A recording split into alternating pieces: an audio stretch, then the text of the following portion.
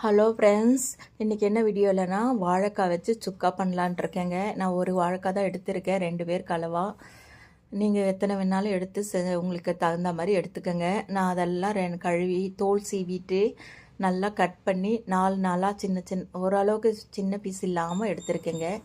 இப்போ ஒரு சட்டியில் தண்ணி விட்டு மஞ்சத்தூள் கொஞ்சம் உப்பும் போட்டு இதை ஒரு அரை வேக்காடு வேக வச்சு எடுத்துக்கலாங்க. வாழைக்காவை நம்ம நல்லா ஒரு அரை வேக்காடு வேக வச்சு எடுத்துக்கலாம், தண்ணி வடித்து எடுத்துக்கலாம். சரிங்களா? அதுக்குள்ளே ஒரு மசாலாவும் நம்ம ரெடி பண்ணிக்கலாம். ஒரு மிக்சி ஜார் எடுத்துருக்கேங்க. அதில் பார்த்திங்கன்னா ஒரு கைப்பிடி அளவு ஒரு 10 சின்ன வெங்காயத்தை போட்டிருக்கேன்.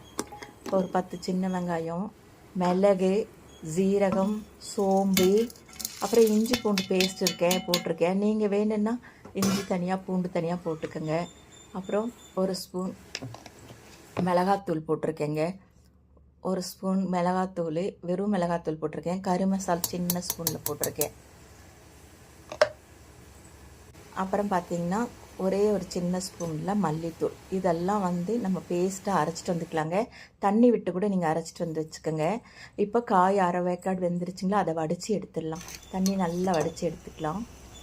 இப்போ இதே பாத்திரத்தை தண்ணி கொட்டிட்டு எண்ணெய் விட்டு எண்ணெயில் அதை பொரித்து எடுத்துக்கலாங்க. நம்ம அப்பளமெல்லாம் பொரிக்கிறோம் பார்த்தீங்களா, அந்த மாதிரி ஒரு இதில் பொரித்து எடுத்துக்கலாம். நீங்கள் தனித்தனியாக கொஞ்சம் கொஞ்சமாக கூட போட்டு எடுத்துக்கோங்க.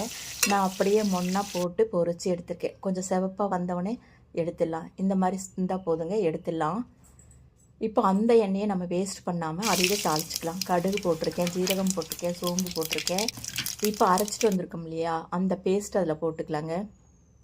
பேஸ்ட்டு பாருங்கள் எப்படி அரைச்சிட்டு வந்திருக்கேன். அதே மாதிரி அரைச்சிட்டு வந்துட்டு இப்போ அந்த பேஸ்ட்டை போட்டு எண்ணெயிலே நல்லா வதக்கிட்டு மிக்ஸி ஜாரை நல்லா கழுவி அந்த தண்ணி இதில் விட்டுக்கலாங்க.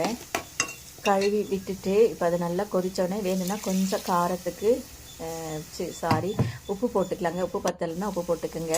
அவ்வளோதாங்க. இப்போ பொரித்து வச்ச வாழைக்காவும் இதில் போட்டு நல்லா ஒரு சுண்டை பரட்டி எடுத்தோம்னா செமையான வாழைக்காய் சுக்கா ரெடி ஆகிடுச்சுங்க. நல்லா ட்ரையாக ஆகணுங்க.